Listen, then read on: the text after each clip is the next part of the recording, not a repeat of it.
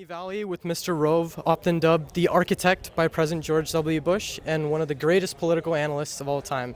So, Mr. Rove, I first want to ask you, what do you make of the recent election in Tennessee?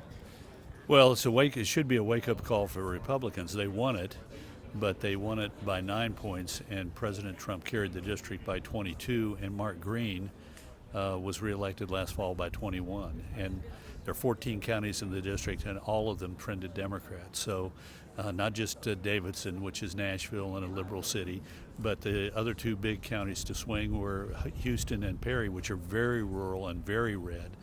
The Republican carried 13 of the 14 counties, but he carried them by significantly smaller margins than we had last fall. So they had a nutty candidate who was said outrageous things that didn't particularly fly well in the district, and yet the Democrats turned out to vote and the Republicans did not. So it's quite alarming. I want to get to an assertion that many people have been saying.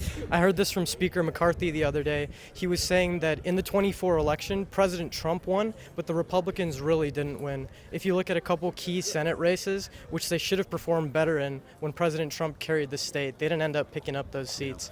Well, candidate quality mattered a lot. I think part of the reason we lost some of those Senate races was the quality of our candidates was not as good as it should have been. Where we had good candidates like Pennsylvania, we won. But I look at it a little bit differently. I think the key insight of the 2024 presidential election is, well, how did we win? And about 35, 36, 37% of the electorate said, I love Donald Trump, and I will walk over hot coals to vote for him. About 13, 14, 15% of the electorate said, sometimes I really don't like him, but times were better when he was in office, and I cannot stand 4 more years of what we've suffered under Joe Biden and Kamala Harris. And he won, but he won with 49.8% of the vote, and that electorate was not all unified behind him. That's why he came into office with, by the time he came into office with the lowest percentage of approval rating of any modern president. And the reason was because, the people who elected him had, were a little bit hesitant, and he needs to draw them in. And that means pay attention to the main things and explain what he's doing. So I want to pitch in there. You're mentioning that 14%, which reluctantly or so voted for President Trump. Right. What do you make of the future of the party after Mr. Trump isn't able to contest in 28? Well, that's going to be an interesting thing because he is a unique figure, and there were a lot of people drawn to him who are not necessarily Republicans. Are they going to stick? And who's going to try and succeed him? You cannot succeed Donald Trump by trying to be Donald Trump 3. We've had the first Donald Trump administration, the second Donald Trump administration.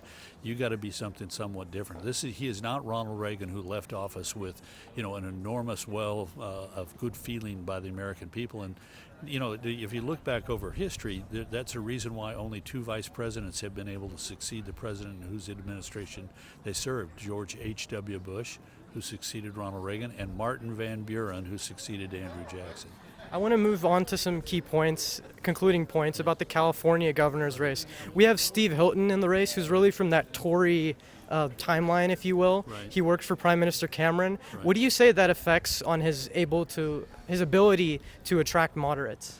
Well, this is going to be interesting to watch because with your unique jungle primary here where everybody runs in one primary and the 2 top vote getters go into the general election, what's interesting to me is right now, there's a huge group of people who are weakly linked to their choice or have no choice. So you have actually 2 Republicans, Bianco and Hilton, leading the pack with 2 Democrats, Sawell and Katie Porter, behind them. So we're at the very beginning. This is going to be a fun contest to watch, and it's going to be wild. All right. Thank you for your time, You bet. Mr. Thank Rove. you. Appreciate it. On the Marketplace of Ideas with Karl Rove. Thank you.